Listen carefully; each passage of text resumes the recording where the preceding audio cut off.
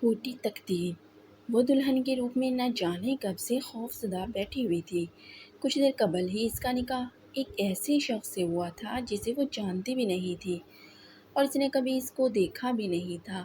دیکھنا تو دور کی بات، اسے تو اس کا نام بھی نکاح کے وقت ہی معلوم ہوا جب قاضی نے اس سے اس کی رائے پوچھی تھی۔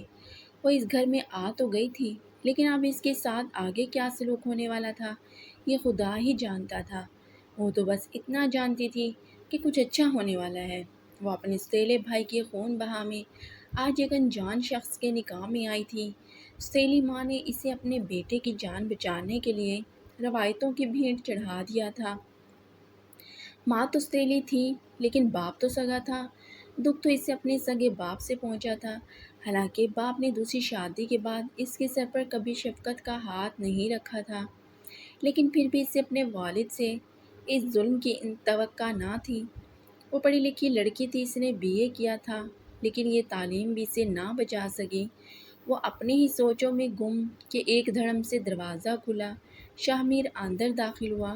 شاہ میر نے اپنے گلے میں پہنا ہوا پھولوں کا ہار بے دردی سے نوچ پھینکا تو وہ دیکھ کر مزید خوفزدہ ہو گئی۔ شاہ میر چلتا ہوا اس کے قریب آیا اور اسے بازو سے پکڑ کر اٹھایا۔ کس نے تمہیں میرے کمرے میں بٹھا دیا؟ نکلو یہاں سے، میں تمہیں اپنی نظروں کے سامنے برداشت نہیں کر سکتا۔ تم میرے بھائی کی قاتل کی بہن ہو۔ شاہ میر غصے سے دھاڑا اور اسے بازو سے کھینچ کر دروازے تک لایا۔ وہ بیچاری اپنی بے بسی پر ماتم تھی۔ اس نے دکھ اور کرب کے ساتھ ایک نظر اپنے شوہر پہ ڈالی۔ شاہ میر سفید رنگ کے سوٹ میں سیاہ رنگ کا ویسٹ کوٹ پہنے بہت ہی وجیح نظر آ رہا تھا، لیکن اس وقت غصے سے بھرا ہوا تھا۔ شاہ میر، میں نے اسے باہر برآمدے میں پٹک دیا۔ نیچے مٹی تھی، وہ مٹی میں گر گئی۔ شاہ میر، یہ کیا طریقہ ہے؟ اس کی ماں سائدہ نے کہا، جو کہ باہر عورتوں کے ساتھ بیٹھی ہوئی تھی۔ اماں، آپ نے اسے میرے کمرے میں کیوں بٹھا دیا؟ میں اس کی شکل تک نہیں دیکھنا چاہتا۔ شاہ میر نے غصے سے اپنی ماں سے کہا۔ وہاں پر موجود عورتوں نے دلہن کی شکل کی طرف دیکھا، جو اپنی بڑی بڑی آنکھوں سے حیرت سے سب کو دیکھ رہی تھی۔ اپنی جھیل سی آنکھوں اور مڑی ہوئی گھنی پلکوں کے ساتھ وہ سب کو حیرت سے دیکھ رہی تھی۔ وہ حسن کے تمام ہتھیاروں سے لیس تھی۔ دھکا دینے کی وجہ سے اس کے سیاہ بال جوڑے سے کھل کر شانوں پر بکھر گئے تھے۔ اس کا دوپٹہ تو دروازے میں ہی اٹک کر اس کے سر سے اتر چکا تھا۔ اماں، میں نے ابا سے کہا تھا مجھے قاتل کی بہن نہیں قاتل چاہیے، لیکن میری کسی نے نہ سنی۔ شاہ میر بولا، بیٹا یہ ہمارا نہیں سرداروں کا فیصلہ تھا، اور سرداروں کا فیصلہ ہمیں ہر حال میں ماننا ہی تھا۔ سائدہ نے کہا، ہم سرداروں کے نوکر نہیں ہیں اماں، ہم بھی اچھے خاصے زمیندار ہیں، بھکاری ہم بھی نہیں ہیں کہ کسی کے آگے سر جھکائیں۔ وہ چیخ کر بولا، بیٹا اس کے بھائی نے تمہارے بھائی کو جان بوجھ کر نہیں مارا، وہ غلطی سے مرا، کوئی قبائلی جھگڑا تو نہیں تھا ہمارا، ان لوگوں کے ساتھ بس ایک غلطی تھی۔ شاہ میر کی چچی سکینہ نے کہا، غلطی؟ اس کے بھائی نے میرے بھائی کے سر پر اتنی زور سے ڈنڈا مارا کہ وہ اسی وقت جاں بحق ہو گیا، اور آپ کہہ رہی ہیں کہ یہ غلطی ہے؟ چاچی، یہ غلطی نہیں، یہ خون ہے، خون۔ شاہ میر کا غصہ عروج پر تھا۔ ایمان ابھی تک مٹی میں گری پڑی تھی، نہ اسے اٹھنے کی ہمت ہو رہی تھی اور نہ ہی کسی نے اسے اٹھانے کی زحمت کی تھی۔ یہ اس کی شادی کی پہلی رات تھی، جس کے لیے لڑکیاں ہزاروں سپنے سجا کر اپنے پیادے سدھارتی ہیں۔ اتنا برا سلوک کوئی دشمن نہیں کر سکتا، اور ہاں، وہ دشمنوں کے پاس ہی آئی تھی۔ وہاں موجود ایک خاتون کو ترس آ گیا، وہ اٹھی اور ایمان کو اٹھایا۔ شاہ میر، تھوڑا خدا ترسی کرو، خدا کے عذاب سے ڈرو بیٹا، اس بیچاری کا کیا قصور ہے اس سارے معاملے میں؟ زرینہ بیوی نے ایمان کو اٹھاتے ہوئے کہا، بس کر دے زرینہ چاچی، اگر آپ کا اپنا بیٹا اس طرح مارا گیا ہوتا تو آپ ایسا نہ کہتی۔ شاہ میر کہتا ہوا باہر نکل گیا۔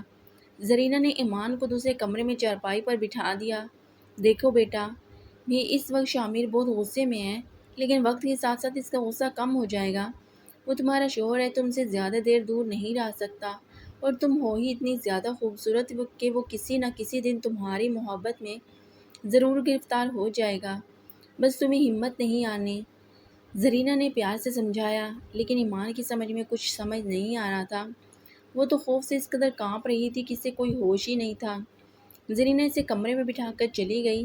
اسے کسی نے پانی اور کھانے تک کا نہ پوچھا تھا۔ اس کا گلا خشک ہو رہا تھا اور اسے پانی کی اشد ضرورت تھی۔ اس نے صبح سے کچھ نہیں کھایا تھا، بھوک کے مارے سے چکر آ رہے تھے۔ کافی دیر کے بعد سکینہ کو احساس ہوا تو ایمان کے لیے کھانا لے کر آئی۔ لڑکی، کھانا کھا لو، تم نے صبح سے کچھ نہیں کھایا۔ ہم بھی انسان ہیں، ظالم نہیں ہیں۔ ظلم تو ہمارے خاندان کے ساتھ ہوا تھا، پر خیر اب حساب برابر ہو گیا ہے، سکینہ بی بی نے کہا۔ سکینہ بی بی کے جانے کے بعد اس نے نوالہ منہ میں لیا تو زندگی کا احساس ہوا۔ بھوک بہت بڑی چیز ہے۔ کھانا کھانے کے بعد اس میں کچھ توانائی آئی، پانی بھی سامنے پڑا تھا، اس نے پی لیا۔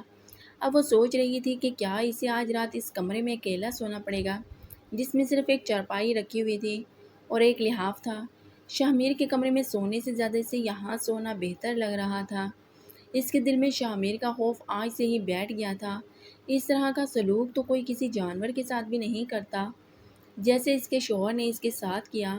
شاہ میر کی جگہ اگر کوئی اور ہوتا تو آج ایمان کے ہمراہ پا کر ہواؤں میں اڑ رہا ہوتا، کیونکہ وہ تھی اتنی پیاری، پڑھی لکھی، سلجھی ہوئی۔ وہ سوچتی سوچتی سو گئی۔ صبح سویرے ساجدہ نے آ کر اسے اٹھایا۔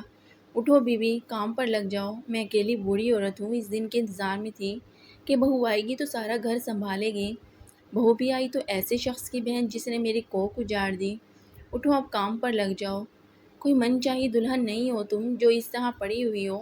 سجدہ کہہ کے باہر نکل گئی۔ وہ اپنا بھرکم فراق سنبھالتے ہوئی تھی جو اس کی شادی کا جوڑا تھا۔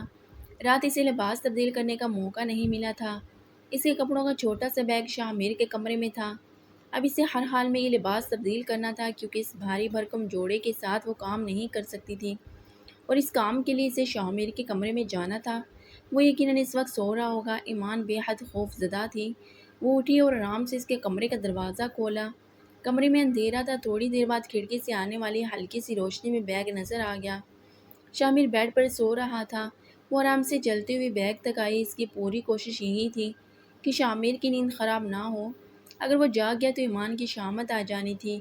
اس نے آرام سے بیگ اٹھایا اور کمرے سے باہر آ گئی۔ دل میں شکر ادا کیا کہ شاہ میر کی نیند خراب نہیں ہوئی تھی۔ وہ بیگ اٹھا کر واپس اس کمرے میں چلی آئی جہاں اس نے رات بتائی تھی۔ اس نے ایک جوڑا نکالا اور پہن لیا، پھر باہر آئی جہاں گھر کے باقی افراد چائے پینے میں مشغول تھے۔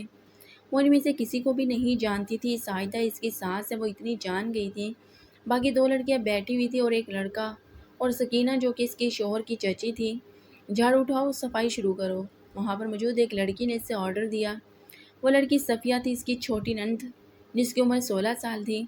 میں صفائی کر دیتی ہوں، چائے پینے کے بعد اگر چائے نہ پی تو میرے سر میں درد ہو جائے گا اور پھر مجھ سے کوئی کام نہیں ہوگا، ایمان نے ڈرتے ہوئے کہا۔ پیچھے سے شاہ میر بھی آگے، اس نے سن لیا۔ کوئی ضرورت نہیں ہے چائے پینے کی، صفائی کرو تم، اس کی دوسری نند عافیہ بولی۔ شاہ میر آرام سے چلتا ہوا باہر چارپائی پر آ کر بیٹھ گیا۔ اس نے ایک نظر ایمان پر ڈالی۔ وہ اب گلابی کاٹن کا سوٹ پہنے ہوئے تھی، چہرے پر میک اپ کے مٹے مٹے اثرات تھے، سیاہ لمبے بال ایک شانے کو جھول رہے تھے۔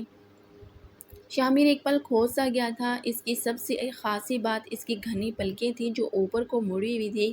اس کی جھیل سی آنکھیں اور گھنی پلکیں اس کے چہرے کا سب نوٹ کر رہی تھی۔ دے دو چائے اسے، شاہ میر نے کہا۔ تو ایمان حیران ہو کر بولی، بھائی